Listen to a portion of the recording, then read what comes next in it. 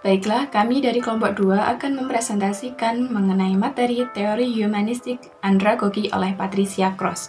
Kelompok kami terdiri dari Duhita Laksmi, Lutfi Al-Fattah, Maulidia Cahya Kamila, Nabila Priska, Salsabila Khairu. Patricia Cross. Siapa sih Patricia Cross? Bernama lengkap Catherine Patricia Cross, lahir pada tahun 1926, adalah seorang sarjana penelitian pendidikan.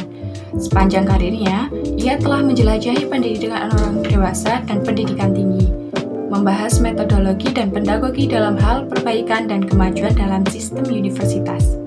Cross mendapatkan gelar sarjana dalam matematika dari Illinois State University pada tahun 1948. Ia kemudian memperoleh gelar Master. Selanjutnya adalah kontribusi Cross dalam dunia pendidikan. Sebelum melanjutkan pendidikannya di bidang psikologi, ia mengajar matematika di Harvard Community High School. Setelah menyelesaikan PhD-nya, Cross memulai karir yang berat, baik dalam tugas administratif dan akademik.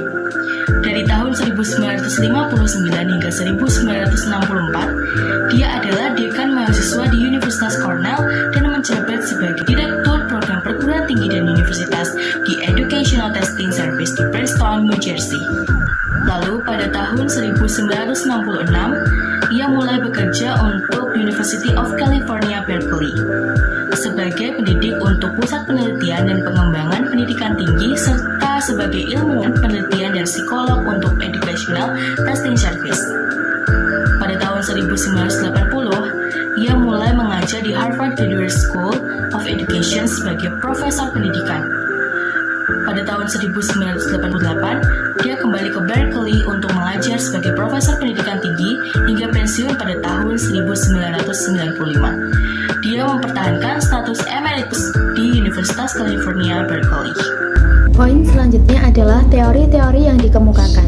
Patricia Cross mengemukakan bahwa pembelajaran adalah tentang membuat koneksi, serta pengalaman ketika melihat koneksi antara sebuah abstraksi akademis dan aplikasinya secara nyata atau secara langsung. Konsep pentingnya adalah bahwa mahasiswa harus secara aktif membuat koneksi-koneksi di dalam otak dan pikiran mereka sendiri yang menghasilkan pembelajaran bagi mereka. Jadi maksudnya di sini adalah jika memiliki ide atau imajinasi yang didapatkan dari pengalaman atau wawasan dari pembelajaran sebelumnya dapat menjadi acuan untuk menghasilkan pembelajaran yang lebih baik lagi di masa sekarang atau yang akan datang. Selanjutnya, teori-teori yang dikemukakan.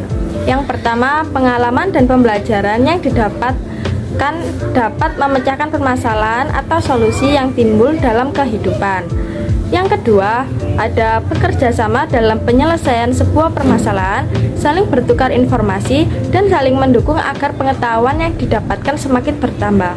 Yang ketiga, ada selalu berusaha memperluas dan memperkaya wawasan. Yang keempat, ada membuat kelompok untuk saling bertukar pengalaman sehingga pembelajaran tidak berpusat kepada pendidik dan pembelajaran bersifat fleksibel. Memunculkan ide-ide baru yang dapat meningkatkan rasa ingin tahu dan rasa ingin terus belajar. Kemudian mengikuti perkembangan teknologi yang semakin lama semakin maju dan juga yang semakin berkembang. Dan yang terakhir adalah mendorong untuk memiliki rasa peduli terhadap pendidikan dan bisa merencanakan untuk sebuah proyek. Sekian dari presentasi kelompok kami. Apabila ada salah kata atau pengucapan, kita adalah manusia, jadi tolong maafkan. Terima kasih.